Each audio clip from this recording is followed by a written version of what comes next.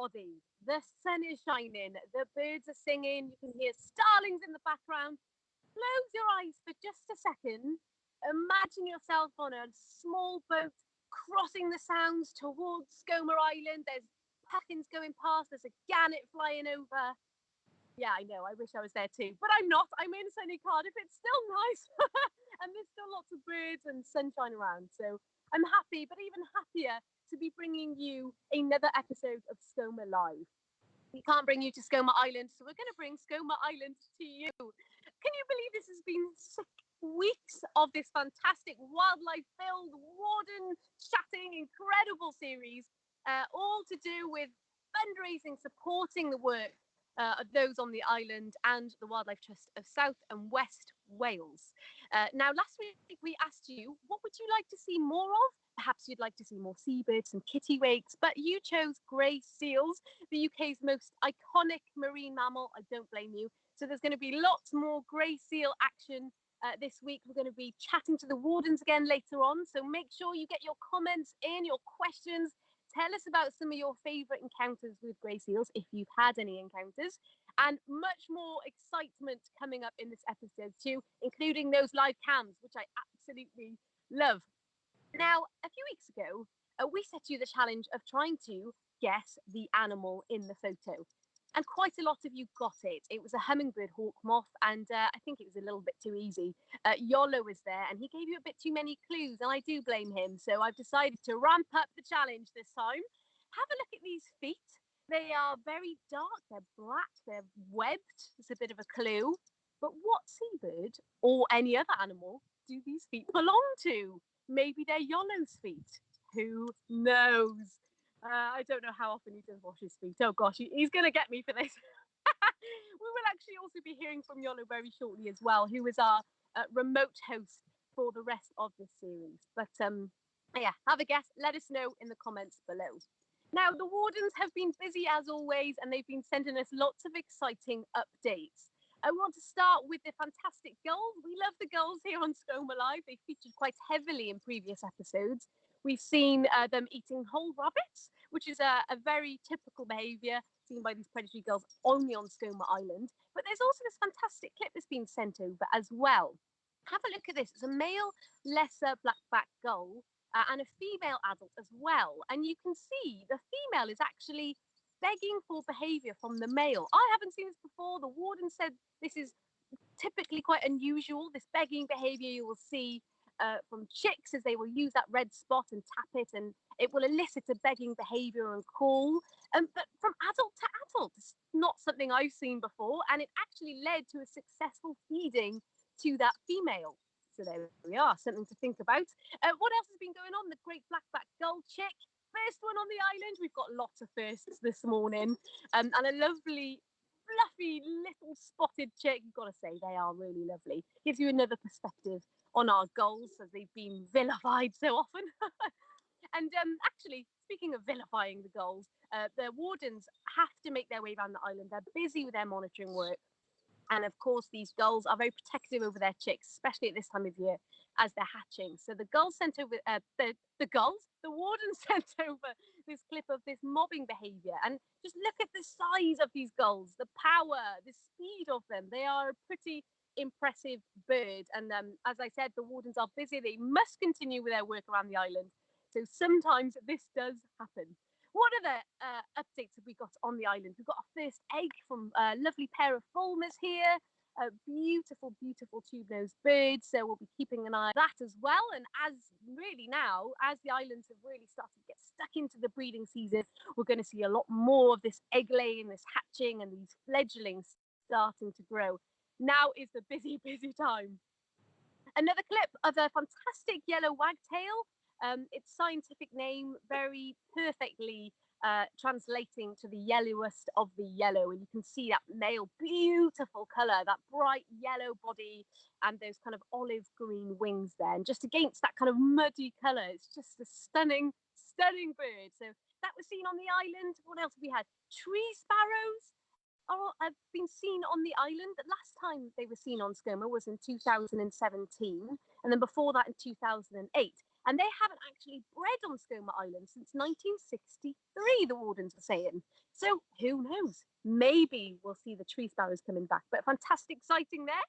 And we've also seen a little ringed plover on Skomer this week, which is exciting. They're the cousin of the ringed plover, which you would have seen, I guarantee, around those coastal habitats all across the UK, but a fantastic, more or less common sighting on Skomer as well. And last week we were all about the shearwaters, and we showed you this exciting new burrow cam, which the Wardens have been working hard to set up and do it so delicately. And we have an egg. That evening, after our last episode on Skomer Live, everyone was very kind of closely watching the shearwater that was sat in that burrow and could see an egg. So now it begins, everybody. We want you to name that chick. We've had some suggestions come in already. We've had Shelley the Shearwater, we've had Sylvia the Shearwater, Nathan the Shearwater, Iolo the Shearwater. Send us the names. I'll be reading some of them out. We'll pick 3 of the best names for next week, and I think we'll have a bit of a poll and let you decide what the name of that shearwater will be.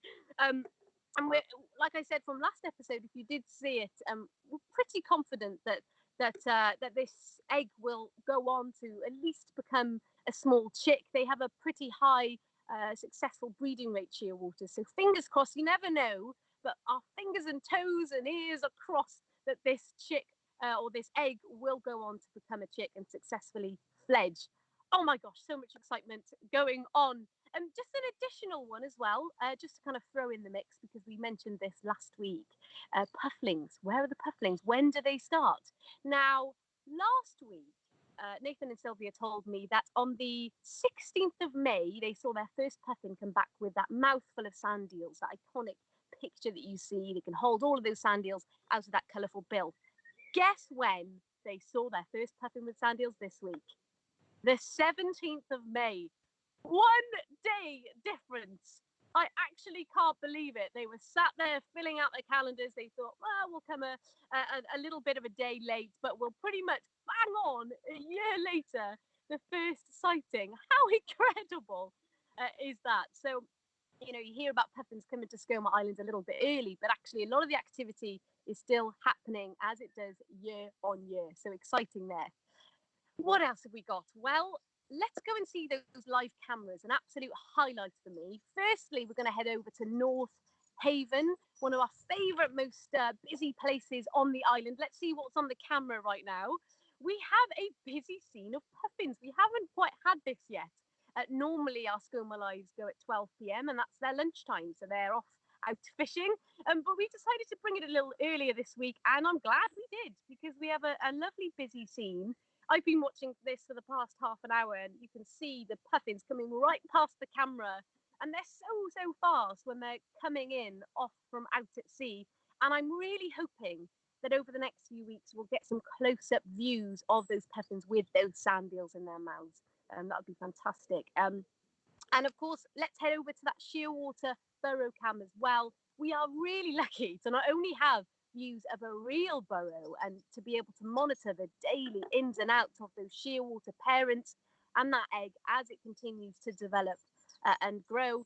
But yeah, I mean, we get the full insight, the full scope, and the full kind of down low on how a shearwater goes through that important part of its life cycle. And I mentioned last week about the taking in turns of shearwaters, as one goes out further afield to fish and one stays a bit closer inshore. So one shearwater is in that burrow currently, as you can see right at the back there in the top right of your screen. And if you're lucky, in the evenings, you'll maybe see both of the parents coming in, calling with one another. There's a bit of hustle and bustle. Absolutely lovely. So yeah, fantastic. Lots of live camera action, lots of updates on the island as well, and more to come. But as I said, this episode is all about the seals and the seals on Skomer Island. I've spent lots of time around seals on Skomer, in the water with seals, but so has a gentleman called Iolo Williams. Now, he's sending us reports every single week, and here's a pretty interesting story about a big bull grey seal to share with you. Over to Iolo. So this week it's grey seals, and I've had several close encounters with grey seals over the years. They're incredible animals, and if ever you walk in the beach and you find a skull that's been washed up, it really looks like a carnivore, almost like a big cat, because they've got these big, huge canine teeth for holding on to fish. But you see them on land, very difficult to approach on land, very shy, and also, of course, very awkward, big, fat sacks of blubber, basically. That's what they look like. I'm not being unfair here, but then once you get into the water with them, everything changes. They're so streamlined. They are like torpedoes. They're amazing things then. And several times I've had the privilege of diving with grey seals. I remember one of my first encounters was off Anglesey, off Puffin Island, off Anglesey, and that was amazing enough. We had grey seals all around us. I had a grey seal come up and kiss my face mask. Literally, we didn't approach them. We were looking for other things, dead man's fingers and anemones, but these grey seals just came up to us, you know, and introduced themselves to us and started nibbling my fins and everything. But probably the best experience that I've ever had with grey seals was about 20 miles off the coast of Pembrokeshire, beyond Skomer, beyond Skokholm, and out again. And that was on the Smalls. There's the Smalls lighthouse out there, and quite a few people go out there to dive. It is an amazing place, and it's got a brilliant small colony of grey seals hanging around there. They're used to people diving, so they will come up to you. Again, you know, they'll nibble your fins, and there's a little a kind of deep chasm there between two big lumps of rock, and you dive, you swim through there, and it's an amazing place. You've got all the wildlife all around you. You've got beadlet, anemones, you've got kelp as well ahead of you, like a rainforest waving back and forth with the water. And there was a big bull grey seal there, and he was big heavy old thing, and very friendly, very inquisitive. I never give them my hands just in case, but I let them come up to me, and I just lay there and went down gently onto the bottom, and this huge, great, big, fat bull grey seal came and lay on me. And I was thinking, I could be in trouble here, because he was heavy. Even in the water he was heavy, and I thought, well, I'm not going to poke him in the ribs in case he gets nasty with me, you know. So I lay there and I thought, I had a look and I thought, oh, I've got about another 15 minutes of air. And I lay there for about 2-3 minutes, and after a while I thought, I'm gonna have to move here. But he was in no rush at all. He just stayed there.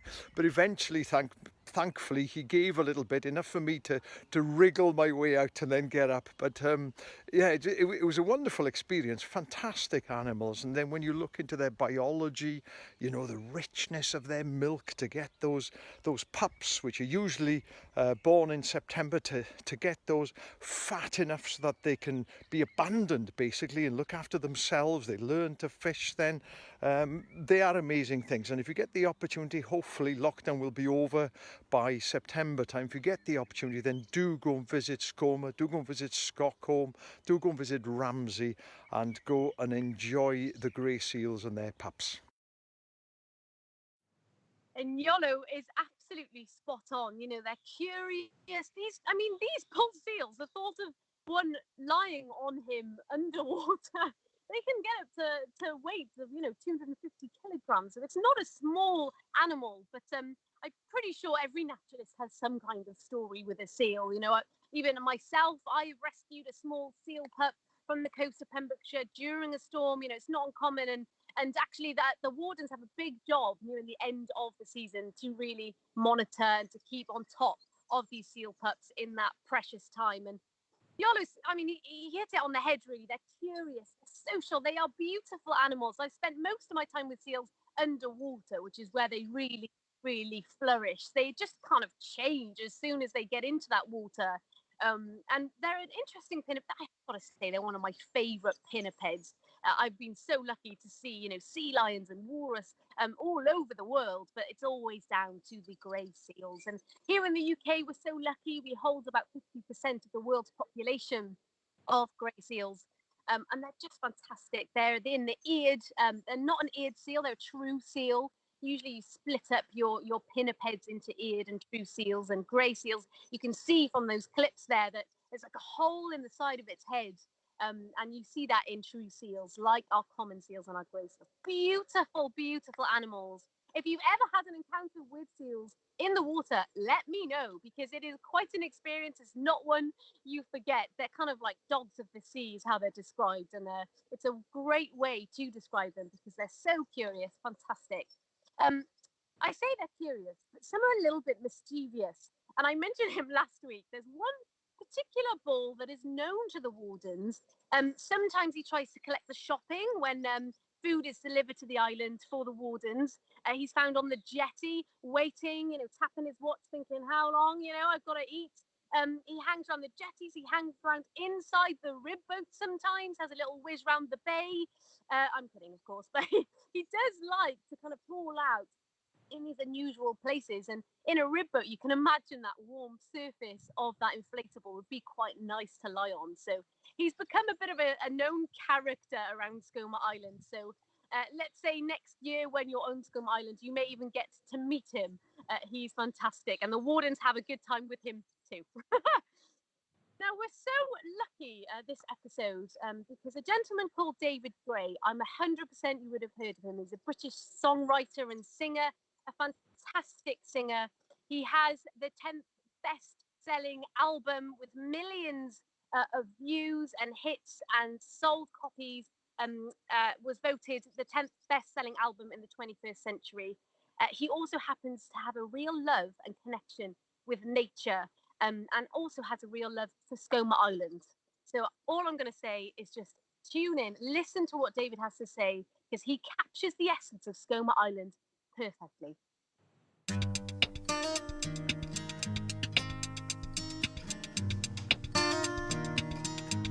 Hello, I'm David Gray, and I'm here to tell you about my connection with Skomer Island. One spring morning, it must have been late May, early June, I was out playing in the front of the house when our neighbours, the Blands, drove past. They were all in the boat and going out for a day's fishing, and they asked if I'd like to come. And as we drew closer to Skomer Island, I began to recognise birds I'd never actually seen before. They were coming off the pages, shearwaters, razorbills, guillemots. Then as we got closer, puffins. I couldn't believe what I was seeing. And it was just this crazy spectacle of life with big grey seals coming up. I think we even saw a basking shark that day.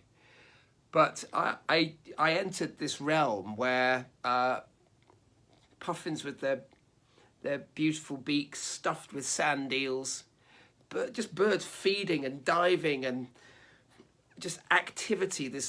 It was a beautiful, must have been an early June, late May day, and that's what it was a heavenly spectacle that just took me to another level. Nature, this was it happening on a grand scale. And I think what happened in the course of that day, I've changed me forever. Really, it allowed me a privileged glimpse of something that I'd only ever dreamed about up until that point. One thing I vividly remember is we would all sit on the top of the cabin, on the roof of the cabin, as Buzz was driving. And if they got a spider crab, which in those days no one wanted to eat in the UK, they'd throw it up onto the roof to freak us all out. That's one thing I remember. The other thing I remember is the tide rushing through the sounds. And there's one big gap between the islands, and I think closer to Skomer there's a little jack sound, this little narrow sound where the water's rushing through at such a rate that it was holding the shape of these waves. It looked like you couldn't go through it, but Buzz obviously knew the water, knew the way, and he took us in. I remember it was like Jason and the Argonauts or something. It's like you can't go in there, and I was absolutely gobsmacked. So anyway, we went through the sound and round the whole island, picking up pots, seeing seals, and just this spectacle of wildlife, and the beautiful island itself, bedecked with flowers as it was at that time of year. So it was impossible. The whole thing was, when I've been lucky enough to go on safari in Africa, and that had a similar effect. I was absolutely bowled over. I couldn't believe what I was seeing. And that's how it was that day. And I was never the same afterwards. And I've yearned to go back. I went on several of these fishing trips with Buzz, and every time it was incredibly special. The pandemic and the health crisis and the complete shutdown has obviously had a huge effect on all our lives in incalculable ways, but one very direct effect has been to starve a lot of charitable trusts of money, and the work of looking after nature costs money, and it's a precious thing that we can't let slip through our fingers. Now it is no different than any other time in that respect, and all these magical places need looking after. So nature is under threat, and that will remain as a problem long after this disease has been brought under control. So please, if you have a few quid to spare, then give generously to keep the islands, you know, as spectacular as they are. Isn't that just beautiful? He couldn't have been better. The sound, the feeling, the kind of holding of those waves around the sand around the island, it truly is a place that impacts you in ways that, you know, you could never imagine. And I'm sure many people watching and many people who've been to Skomer absolutely understand where he's coming from. And we have a very special surprise at the end of this episode coming up. So I'm really excited for that. But let's actually get inside into what the Wardens do on the island, because a lot of the time, especially now, they're doing monitoring of seabirds. They're out and about pretty much every day. But as the season goes on and the birds start to leave, the work doesn't stop. Are you surprised? I'm not. They actually then have the job of monitoring the seals, and it can get a little bit adventurous. Take a look at this. Every year come August, occasionally late July, the first pup is born on one of Skomer's beaches or caves. The busiest period of the pupping season is often late September, with more than 40 pups being born each week. On average, 78% of the pups survive to the weaning stage, where they no longer need their mother's milk to survive. The seal population on Skomer is doing well, with 238 pups born on Skomer last year. It's great to see part of the island that you wouldn't see otherwise, like inside the caves of the Lantern, with its cathedral-like ceiling, for example. We get to see some amazing things while monitoring the seals on Skomer, such as pups being born, or the mums giving a scratch to the pup to encourage them to suckle. As part of our monitoring of seals on Skomer, we spray the lower back of the pups so that we know them as individuals. We also follow adult female and male seals via their distinctive markings as well. Through this, we know that on average 59% of females return to pup on the same beach or cave, for example. The spraying of the pups also reveals some interesting movements. For example, last year we had one pup that was born on the south side of the neck. It then presumably came through Little Sound all the way around the neck and ended up on North Haven Beach. Last year there was also a pup that had just weaned and swam all the way across to Skokholm Island, where it was seen by Richard and Giselle, the Wardens over there. The spraying of the pups is definitely helpful, but it's still quite a challenge to work out who's who, especially if a pup has remained on its back hiding the coloured markings that you've put on it. Many an evening is often spent trying to work out which pup is which and scratching our heads.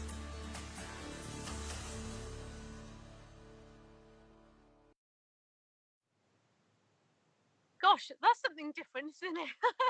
And rightfully so. These seals find these perfect coves and caves to pup because they're safe, they're quiet, they're away from, you know, predators or any risk of disturbance. So it's a great place to have a pup. But actually, it's really hard to get to, and yeah, quite a nice end to the season, I can imagine. You know, I've spent numerous days in caves hearing the odd hiss and growl, thinking, oh, there's dragons here. And it's not, it's just a grey seal. But something fun to go away with if ever you hear some hissing and strange noises from a cave, it's most probably a seal. Yeah, fantastic work from the Wardens there. Let's head back over to those live cameras and see what is going on. We've had a bit of a look around, bit of a change of scenery. We're still in North Haven. Oh, here we are. So we're heading to a place which has a bit of a beach below it, and oh, it's actually on the move. So there we are. Oh, here we go. We've got some puffins there. Busy. Okay, so we've just basically swiveled it 180 degrees. This camera is literally in an area where it is surrounded by burrows and therefore surrounded by puffins. I would highly recommend just nipping in now and again at different times of day, just to get a good idea of how this cliffside and how the whole of North Haven changes from day to day. Hour to hour, it looks different. It is a real mix. We are on the move again. We're going back to our original place. This camera's got a mind of its own, but you can see there puffins to the left, puffins to the right. Check out the camera this afternoon and this evening for more puffin action, and let us know if you see any sand eels as well. Let's also head back over to that burrow cam.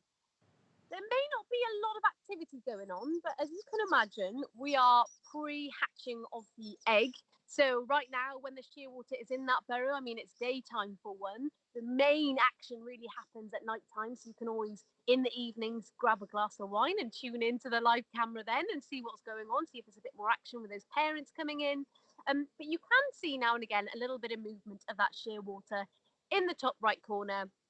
And that egg is being incubated, being looked after, and will continue to be throughout the rest of the season and the rest of the summer months.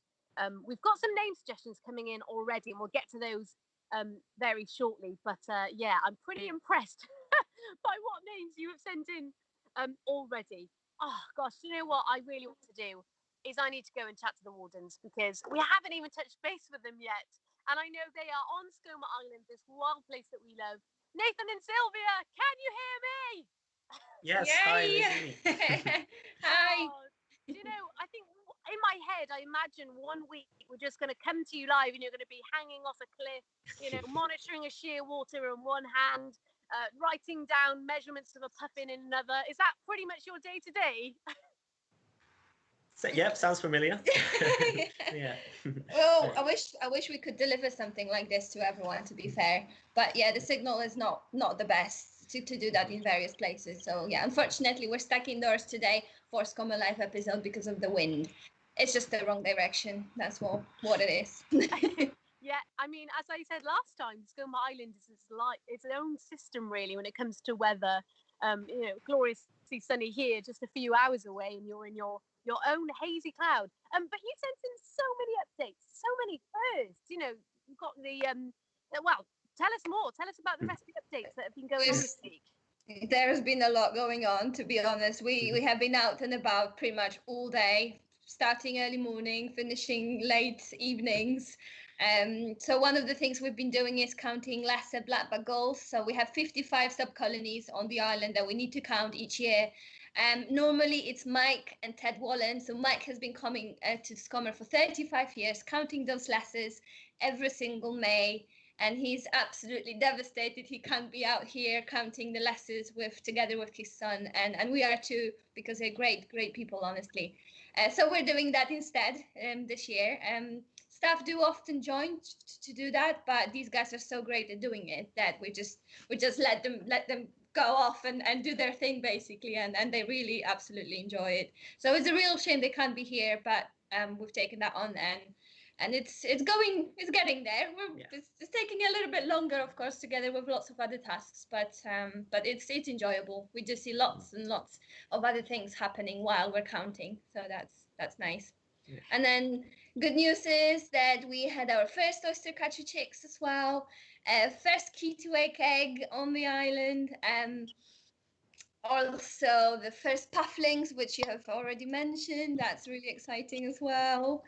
There's been so much going on. So busy. We need more episodes. We need more Skomer Live episodes to fit it all in. It's fantastic. And of course, you are fully in the swing of the season now. So, you know, this is really kind of where it gets crazy. But I promise you, everyone is throwing support at you left, right, and centre. And Skomer Island is in really good hands. We've got some lovely hellos coming in. So I'll read those out first. And then we have some questions as well. A massive hello from Becky, Jason. Jason Davis, Susan Irving, Claire Reese, Rachel Mullett. Hello from the Friends of Skomer and Skokholm. Hello from Noah. Hello from the Living Seas team. Fantastic. Lots of hellos. Jane from Bridgen says hello. Hello from Quality Cottages. Absolutely loads of hellos. I'm going to get on with some questions. We also have some name suggestions, which I will get onto. But first question, we've got from Gary.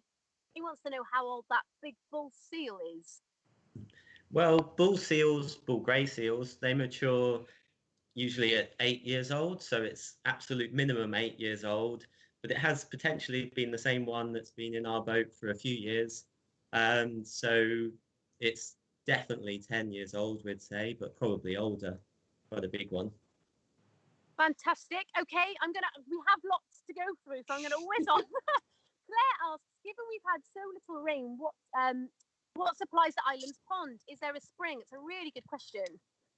It's mainly streams that feed our ponds and sort of groundwater, basically. But yeah, it has been very dry.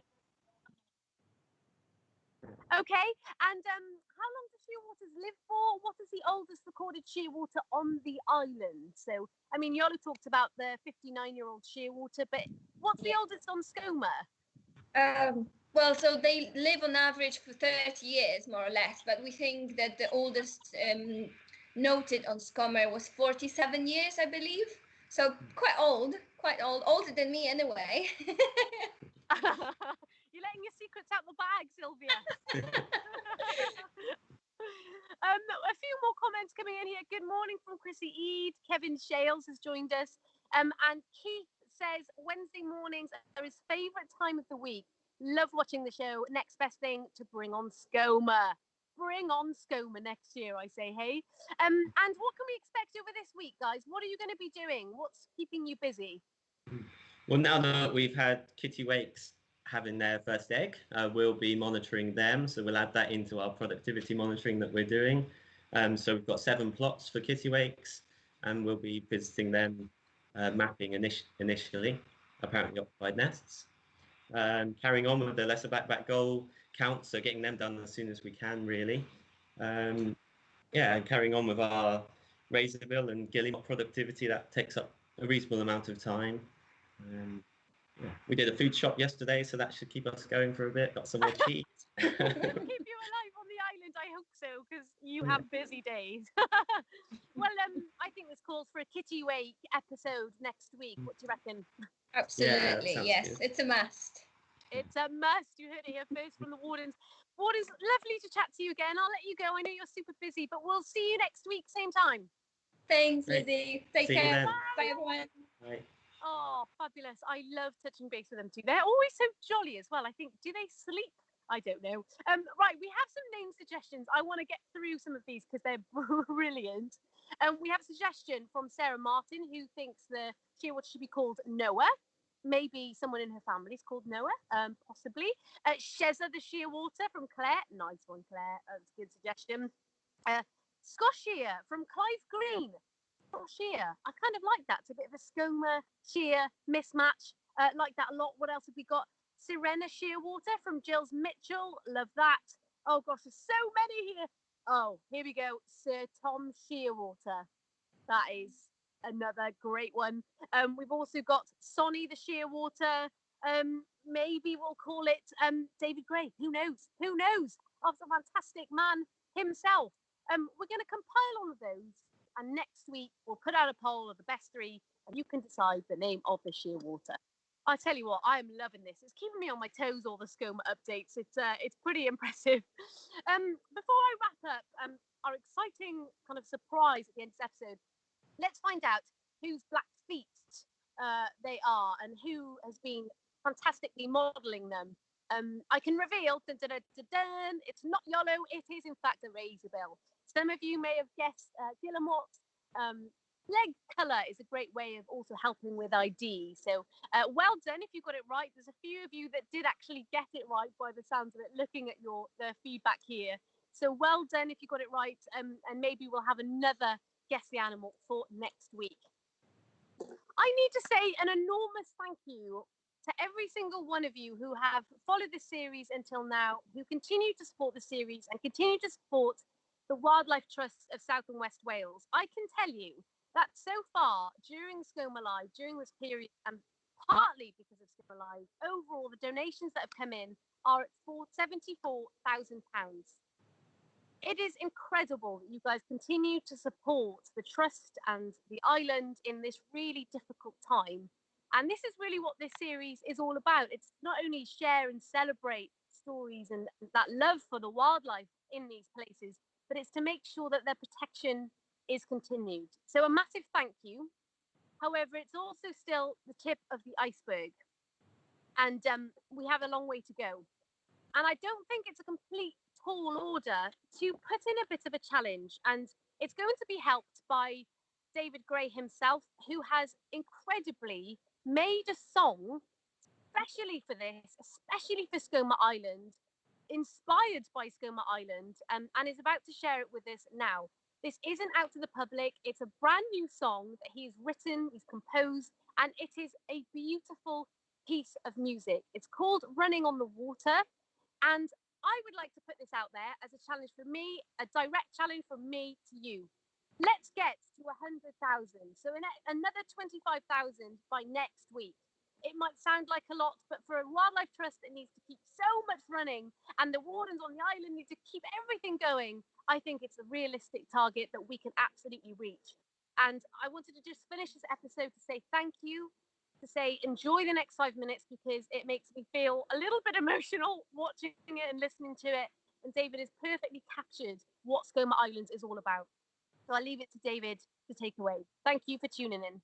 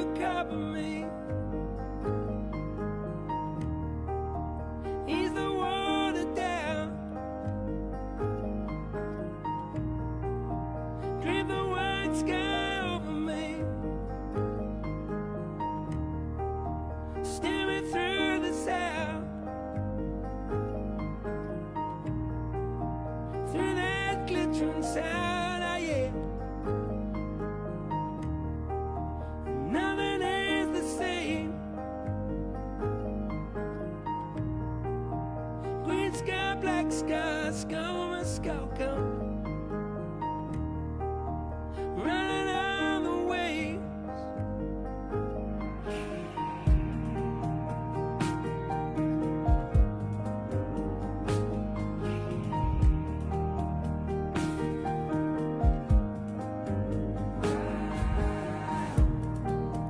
Running on the waves, my love. Running on the waves.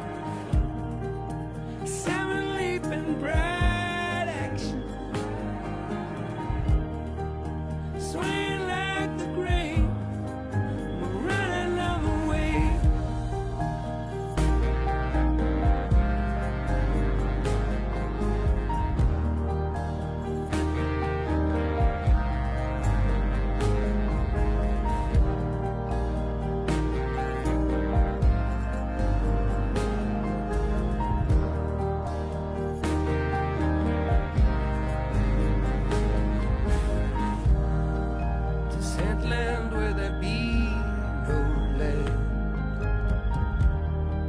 to sight land where there be no land, to make land where there be no land, to sight land where there be no land, to scent land where there be no land, to sight land where there be no land, to make land where there be no land, to sight land where there